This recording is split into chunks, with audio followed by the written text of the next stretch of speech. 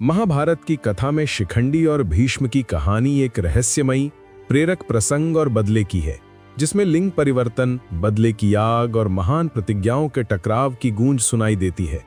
शिखंडी कोई सामान्य योद्धा नहीं था। इसका जीवन अत्यंत संघर्षपूर्ण, रहस्यों और घातक संकल्पों से भरा रहा, जो सीधे भीष्म पितामह के पतन का कारण बना। इस कहानी की शुरुआत होती है काशी राज्य की राजकुमारी अंबा से। काशी में स्वयंवर के समय भीष्म पितामह 3 बहनों अंबा, अंबिका और अंबालिका का अपहरण कर ले आते हैं ताकि उनका विवाह हस्तिनापुर के राजा विचित्रवीर्य से हो सके।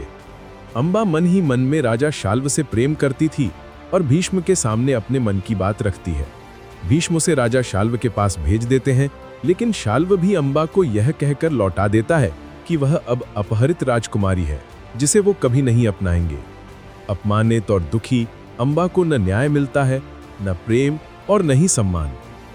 गहरे दुख और प्रतिशोध की भावना के साथ अंबा तपस्या करती है और भगवान शिव से वरदान प्राप्त करती है कि अगले जन्म में वही उस भीष्म के विनाश का कारण बनेगी जिसने उसका जीवन तबाह किया। समय बीतता है। राजा द्रुपद के घर में अगला जन्म होता है एक कन्या का। जन्म के समय ही आकाशवाणी होती है कि इस बालिका को पुत्र की तरह पाला जाए। द्रुपद इस बालिका को पुत्र बनाकर युद्ध विद्या और शिक्षा देता है और इसका नाम रखता है शिखंडी।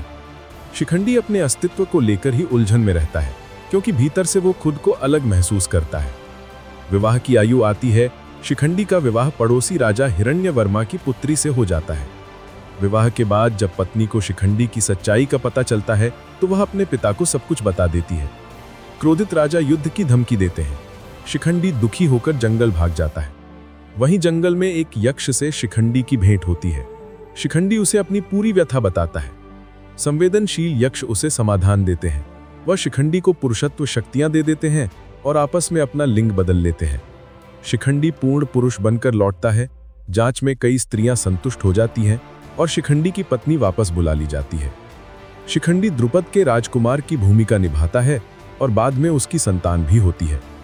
यक्ष के साथ यह समझौता हुआ था कि जब काम पूरा हो जाएगा उसकी शक्ति वापस ले ली जाएगी, लेकिन उस बीच यक्ष के राजा कुबेर को सब पता चलता है और वो यक्ष को शाप दे देते हैं कि जब तक शिखंडी जीवित रहेगा यक्ष स्त्री ही रहेगा। शिखंडी अब पूरी तरह पुरुष योद्धा के रूप में कार्य करता है, लेकिन उसके भीतर एक गहरे प्रतिशोध और पीड़ा की ज्वाला जलती रहती है। अंबा के पूर्व जन्म का शाप, भीष्म से बदला लेने का संकल्प।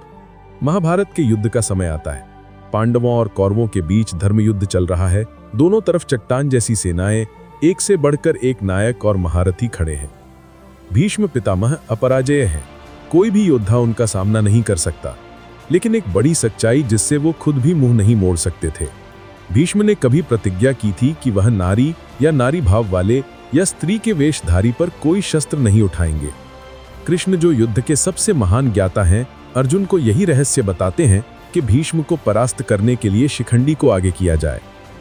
कृष्ण अर्जुन से कहते हैं, भीष्म जानते हैं कि यह शिखंडी पहले अंबा था और वे उसकी ओर कभी अस्त्र नहीं उठाएंगे। रणभूमि में 10वें दिन शिखंडी रथ पर आगे खड़ा होता है। उसके पीछे अर्जुन खड़े हैं। शिखंडी की ओर देखकर भीष्म के हृदय में पूर्व जन्म की यादें उमड़ आती हैं। वे जानते हैं कि यह वही अंबा है जो बदला लेने आई है। भीष्म अपने प्रतिज्ञा के अनुसार शस्त्र डाल देते हैं। अर्जुन शिखंडी की वोट लेकर बिना रोक टोक तीर बरसाते हैं। शिखंडी भी अपने तीरों से भीष्म को घायल करता है और अंततः भीष्म बाणों की शैया पर गिर जाते हैं। वही भीष्म जो धनुर्धर, बल, नीति, त्याग और प्रतिज्ञा के सबसे बड़े आदर्श रहे। शिखंडी के कारण ही भीष्म का पतन संभव हो सका। युद्ध समाप्ति के बाद जब शिखंडी का जीवन पूरा होता है तो यक्ष को पुनः उसकी पुरुषता लौट जाती है। शिखंडी का जीवन त्रासदी, साहस, आत्मसंघर्ष और गर्व की मिसाल बन जाता है। उसकी पहचान, उसकी यात्रा और भीष्म के पतन का रहस्य। महाभारत का यह अध्याय हमेशा समाज, मनोविज्ञान और साहस के विमर्श में प्रेरक बना रहेगा। ये कहानी न सिर्फ प्रतिशोध बल्कि अपनी पहचान की जंग, सामाजिक मान्यताओं, अस्तित्व और नियति के टकराव की अमर कथा बन चुकी है।